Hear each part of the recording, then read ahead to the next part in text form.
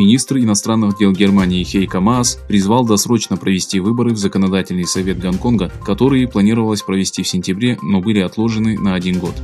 Маас выступил на совместной пресс-конференции, состоявшейся после встречи с государственным советником Китая и министром иностранных дел Ваном Йи. Поделившись информацией о том, что ситуация в отношении тюрок-уйгуров также была среди пунктов повестки дня, Маас сказал, что был бы рад, если бы Китай разрешил независимой комиссии ООН посетить лагеря перевоспитания. Германский министр заявил, что на следующей неделе состоится встреча германских и китайских политиков, основным вопросом которой станет диалог по правам человека.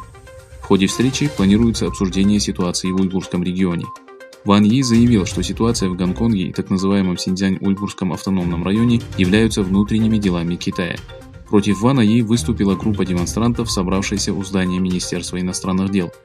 Обратив внимание мирового сообщества на то, что произошло в Восточном Туркестане, Гонконге и Тибете, демонстранты выкрикивали лозунги «Свобода для уйгуров», «Остановить геноцид», «Борись за права человека», «Нет свободы до тех пор, пока ко всем нам не будут относиться одинаково», «Остановить геноцид уйгуров» и «Независимость Гонконгу».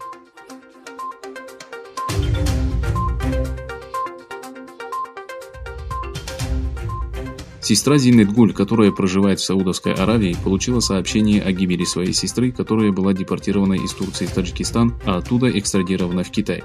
За детьми Зинет Гуль, по словам Гульджанат, присматривает их мать Амангуль. Но после детального расследования выяснилось, что за 2 детьми Зинет Гуль в настоящее время ухаживает ее тетя Рушангуль Ясин, и что члены семьи и соседи не знают, где она находится на данный момент. Информацию о смерти Зинет Гуль ее сестра получила в начале августа.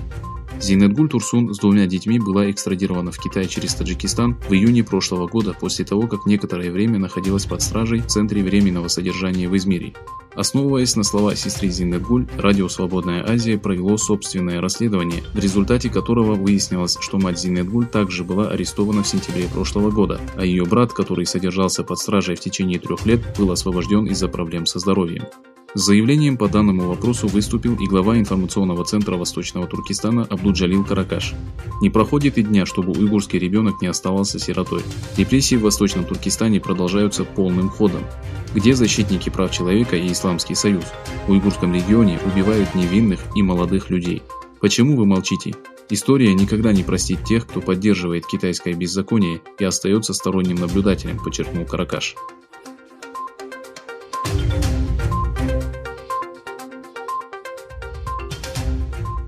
Во внутренней Монголии прошли протесты против изменений в области образования. Демонстрации начались после решения о сокращении количества уроков монгольского языка. Согласно информации BBC, с началом нового учебного семестра в регионе некоторые семьи отказались отправлять своих детей в школу в знак протеста против изменений в образовательной политике на родном языке. Согласно новым правилам, уроки политологии, истории, языка и литературы будут вестись на мандаринском диалекте китайского языка. Многие жители региона рассматривают новые меры как угрозу для культурного наследия и самобытности. Большое количество учеников и их родителей организовали в выходные протест против изменений в сфере образования.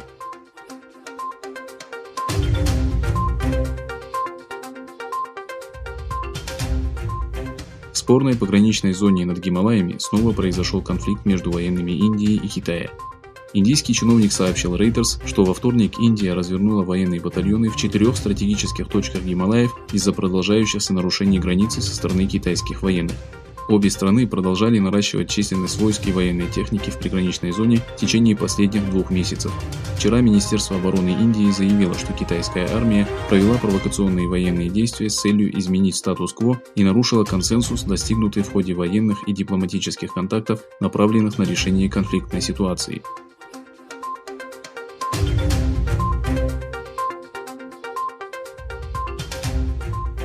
Великобритания, Франция, Германия, Россия и Китай, которые являются участниками совместной комиссии по совместному всеобъемлющему плану действий, на заседании в Вене согласились, что США, вышедшие из соглашения, не могут реализовать механизм, позволяющий возобновить санкции ООН против Тегерана. Об этом сообщила генеральный секретарь Европейской внешнеполитической службы Хельга Шмидт. Заседание было созвано на уровне министров иностранных дел. В нем приняли участие представители Великобритании, Германии, Китая, России, Франции и Ирана. В связи с этим участники подтвердили, что США не могут инициировать процесс восстановления санкций против Тегерана в соответствии с резолюцией 2231 Совета Безопасности ООН.